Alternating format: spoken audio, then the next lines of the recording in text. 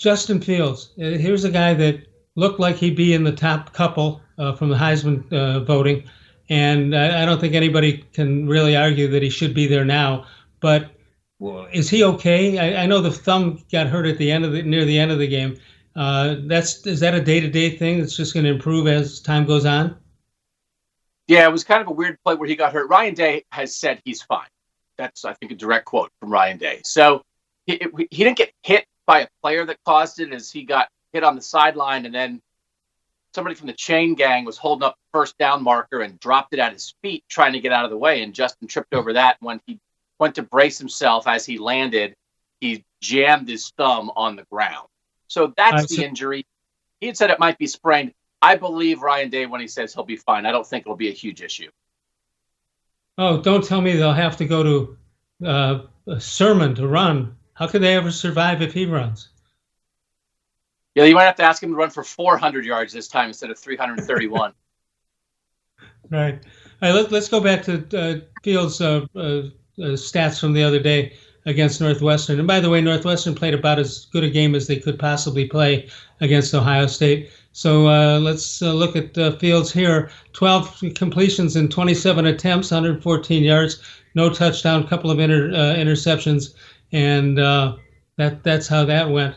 But well, how do you characterize? I mean, is it just too hard because of what happened with the COVID and all that? Is it just too hard to analyze what happened this season and just hope for the best when they play? It is hard. I think, Trevor Lawrence from Clemson missed 2 games because of COVID. He missed the game that Clemson lost during the regular season, and he came back, and he didn't seem to miss a beat. Justin has not been a person who personally has tested positive, that he has missed any games personally. But the first 3 games of the season, he had 11 touchdown passes, no interception, but was completing like 87 or 88% of his passes. Then Ohio State got into a situation where they missed a game for COVID, played. Missed a game for COVID, played. Missed a game for COVID, played.